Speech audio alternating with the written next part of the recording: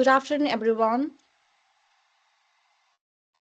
I'm Neeta Rajungsi. Today, we are here to thrilled to present our capstone project titled Mail-in-Box Growth Strategy, integrating Power BI, Insight, apps prototyping, and grant-ready evidence. Our client, Melanie, who runs a small children entertainment business with a robust community focus. However, the business has faced challenges scaling due to limited technology, weak marketing, and lack of grant evidence. Our team have collaborated to design three practical deliverables: a Power BI dashboard, a booking app prototype, a grant ready inside report for mail inbox enterprise. To the, together, this output create both market intelligence and tools that support funding application and sustainable growth. Client problem and context. Mail in a Box provides educational fun activities for children, especially those from vulnerable groups, but operates like a passion project rather than a structured business. The major problems are threefold. First, no structured booking system exists. Booking is done through either mail or call, which makes the planning inconsistent and stressful for parents. Second, weekly mark week like some weak marketing strategy, although like they use numerous social media platforms like Facebook, YouTube, Twitter. However, the booking is done through mostly through referrals, like which limits the growth. Thirdly, like funders demand data evidence, but Mail Box has limited to present and hardly meets the funding criteria. This issue affects revenue, workload, and funding success unless the business become more like structure with digital tools. It risks missing opportunities that could have like expanded social impacts. Project objectives. Our project objectives are directly tied to capstone goal of applying like interdisciplinary knowledge and delivering practical solution. The first objective is to create a Power BI dashboard that transfer market and customer data into visual insight. This makes a pattern like repeated bookings and seasonal trends visible at a glance. Secondly, like we are developing an app prototype that simplifies the booking process, like cutting the average time to less than 1 minute. Finally, like the third deliveries is a grant ready report that integrates data from dashboard with like clear narratives for funding bodies. Together with these deliveries, improve efficiency, engagement, and credibility. Now, I would like to hand over to Mohammed for further presentation of our report. Hello, my name is Muhammad Munawar Shafi, and I'm starting from the market contents. In this, the children's entertainment sector in Australia is valued at $361.5 million in 2024 and is projected to grow to $693.3 million by 2033, with a compound annual growth rate of 6.7%. And this growth proves that families are still willing to spend on cultural and creative activities for children despite economic pressures. Moreover, around 4.8 million children under 14 live in Australia, making up 17.8% of the total population. Importantly, 94% already participate in cultural activities, while 97% of households own smartphones and 95% use contactless payments. This number justifies a digital first booking solution. And next is competitor analysis. In this, our competitor analysis highlights three groups. FunLab operates large venues such as Holy Moly and generates over 3 to $39 million in revenue through data driven promotions. However, their focus is purely entertainment, not community. Kidzina is a global education brand that successfully scaled internationally, but it is costly and not accessible for most Australian families. Local play centers are affordable and families familiar but rarely use booking apps or collect customer data. And the gap is clear. Box can differentiate itself by combining affordability, community focus, and digital insights. And this strategy positions the business uniquely against larger players. And next is SWOT analysis. In this, our SWOT analysis highlights internal strength and weakness alongside external opportunities and threats. And the strength include Mailbox community, driven purposes, flexible structure, and unique position compared with profit-only competitors. And weaknesses involve the absence of a booking system, weak marketing, and reliance on a single operator. Moreover, the opportunities exist in industry growth where the market could nearly double to $693 million, as well as increasing digital adoption and grants up to $1 lakh.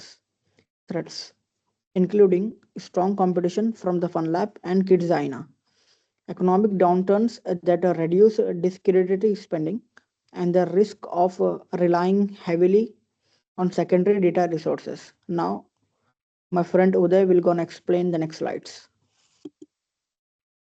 Hello everybody, this is Uday Chaudhary.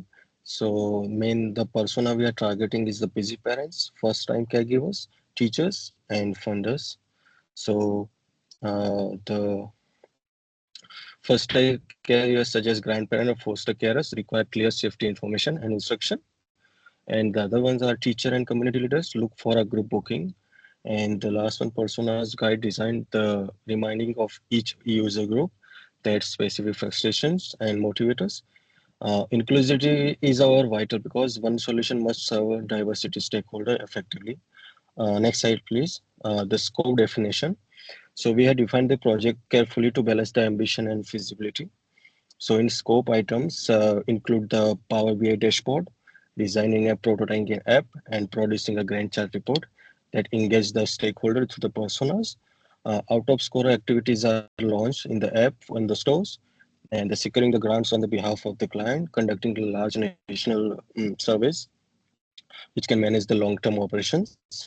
And the scope metric also provide the transparency to the client and helping to manage the expectation and focusing on the team efforts and the funders. Next slide, please. So in the grant ready report, it's a key deliverable designed specifically for the funders.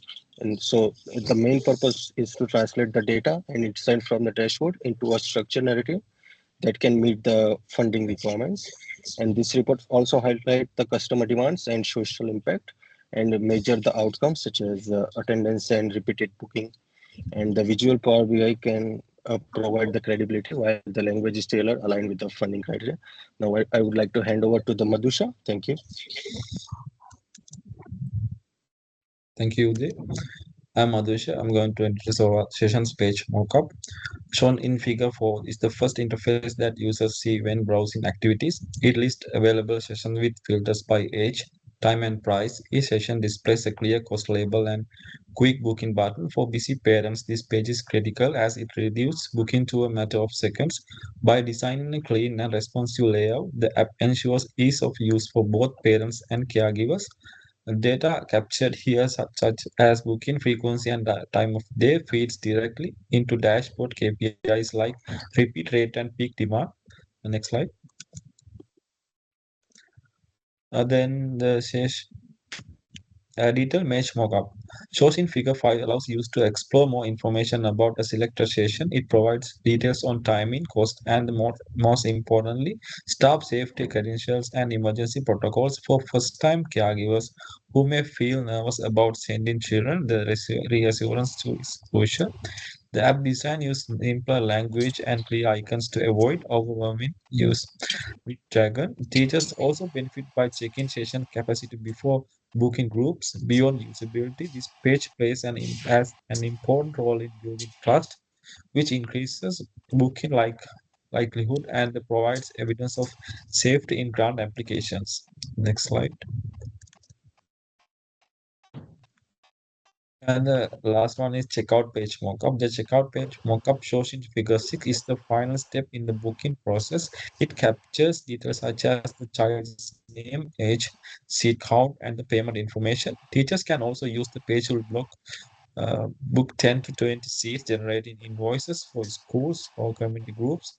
The design focuses on minimizing steps and ensuring security, which aligns with the non-functional requirement that bookings must take less than 60 seconds. Data from this page links back to dashboard KPIs such as fill rate and the vulnerable site participation, making it both functional and insightful. Then I invite to Rojana to continue this. Thank you, Madhusa. So the system architecture follows the three-layer model. At the top, the app layer includes the sessions, details, and a checkout page that users interact with. In the middle is the data backbone built from the Australian childcare data set on the Kaggle, which includes service names, suburb, state, and quality rating. At the base is the analytics and the reporting layer powered by Power BI. Dashboard here provide insight into demand trend and KPI figure to illustrate the flow, while figure 3 show the ERD linking user session, bookings, and reports. So the structure ensure scalability and evidence based decision making. Next, please. So the dashboard prototype. The dashboard prototype shown in a figure 7 is built in a Power BI to visualize demand and the customer behavior. So it includes map of a service by state, bar chart operating distributions, and a line graph showing approval over time. KPI are calculated to measure performance. Repeat rate tracks the proportion of a customer booking more than once. Fill rate measures how many seats are filled compared to capacity, and a vulnerable share shows the proportion of a booking. From the disadvantaged group, the dashboard not only guides the entrepreneur but also provide funders with a compelling evidence of a demand and the social impact. So the next, my friend Pratima will explain to you. Thank you, Rosina. This is Pratma.